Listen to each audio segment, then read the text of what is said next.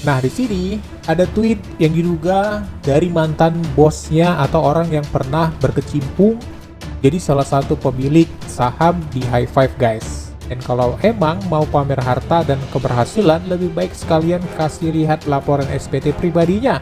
Asetnya dilaporkan tidak di SPT tahunan. Di mana ada yang viral, di situ ada Firdaus Oiwobo. Ya, begitulah netizen menyebutnya. Dan Firdaus Oiwobo dan Mirwan Syah disebut-sebut berebut menjadi pengacaranya John LBF, di mana diduga kasus ini mungkin akan dibawa ke jalur hukum. Dari mantan karyawannya John LBF yang diduga membongkar aib dari John LBF dan perusahaannya. Nah, dari klarifikasi kemarin, Bang John sebut sudah memaafkan mantan karyawannya ini.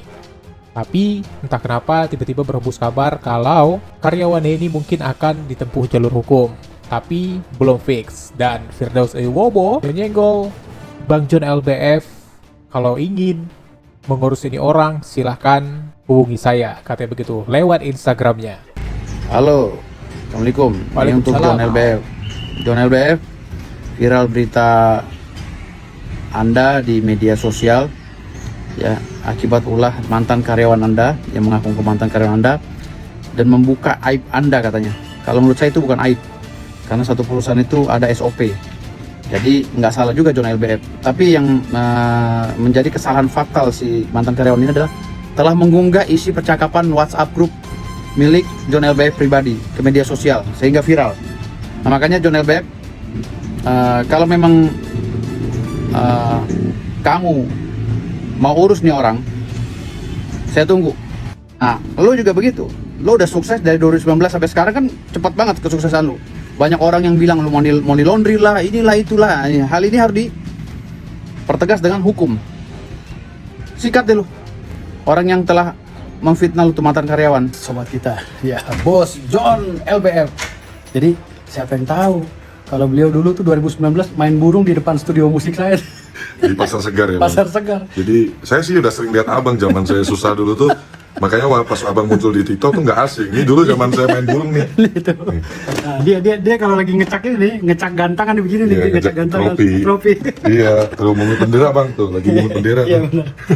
Jadi beliau ini dulu 2019 main di depan studio rekaman saya, main burung. Sekarang nggak tahu nih jadi sukses triliuner. 6 perusahaan. Masya Allah. Alhamdulillah. Nah, juga banyak yang menyebut John LBF ini kaya dengan sesegar itu dan mulai dari tahun 2019 gitu ya. Memang kita juga pernah dengar dan aku juga pernah dengar kisahnya, dia sebenarnya sudah berjuang dari tahun 2006 menjadi karyawan di salah satu perusahaan sales mobil atau perusahaan mobil terbesar di Indonesia.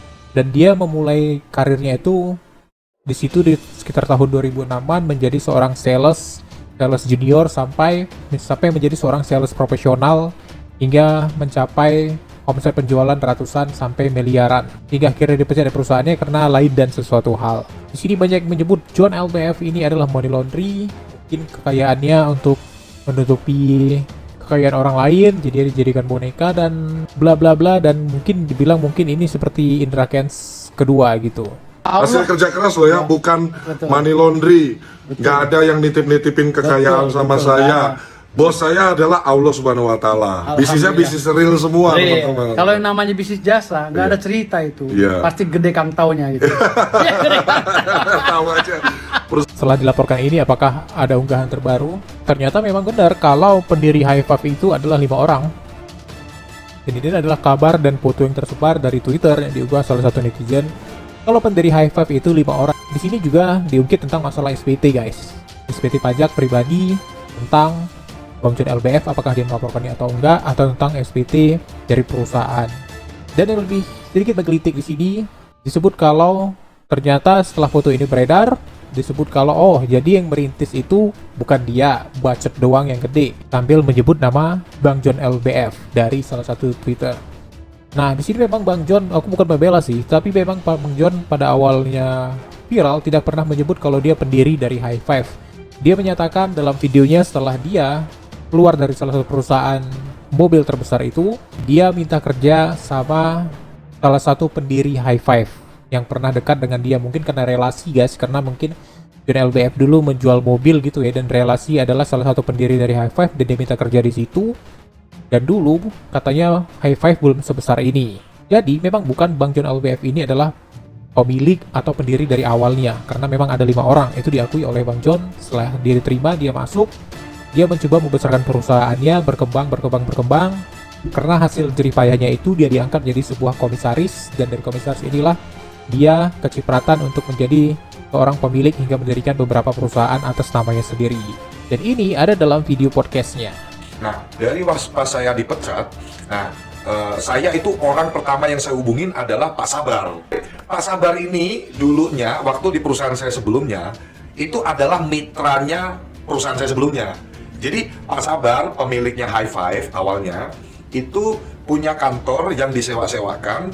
Nah, saya di perusahaan lama itu bantu jualin kantornya Pak Sabar itu. Jadi saya kenal dengan Pak Sabar.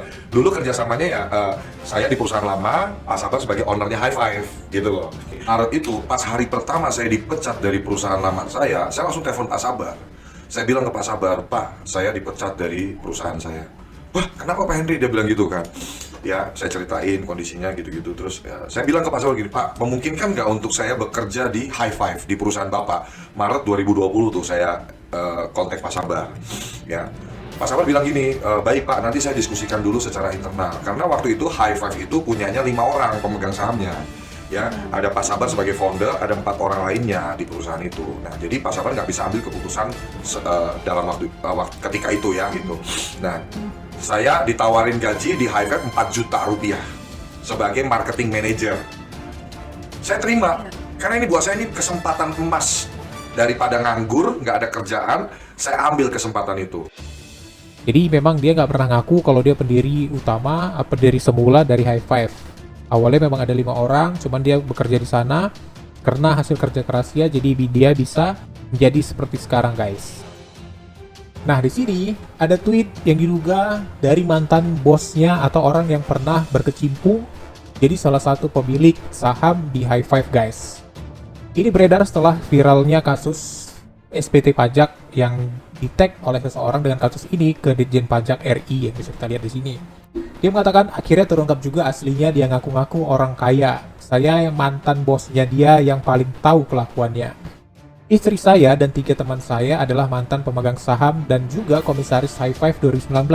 Sampai dengan Agustus 2021 kami memutuskan keluar karena tidak satu visi misi lagi. Dan situlah baru diberikannya saham High Five ke Henry John. Tapi saya doakan semoga bisnis High Five tetap lancar dan amanah, katanya. Dan Anda tahu dia orang kaya dari mana? Apakah ada dari bukti SPT tahunan dia dan bukti penghasilan SPT pajaknya? Atau hanya keluar-keluar kaya saja? Atau Anda mau tahu saya mantan bosnya dia atau tidak? Gampang, cek aja di akte pendirian EPT 5 Sekawan tahun 2019-2021 dan cek pemilik merek High Five. Dan kalau emang mau pamer harta dan keberhasilan, lebih baik sekalian kasih lihat laporan SPT pribadinya. Asetnya dilaporkan tidak di SPT tahunan. Menurut saya, model orang yang suka pamer dan tidak mendidik generasi muda dan tidak sensitif terhadap kondisi sekitar, di mana masalah banyak hidup di bawah standar kecukupan. Diduga ini adalah mantan bos dari Bang John atau satu orang yang istrinya adalah pemilik dari High Five yang dulu yang sekarang sudah keluar karena tidak satu visi misi lagi. Apakah ini benar? Nah, bagaimana menurut Anda? Silahkan berikan komentar.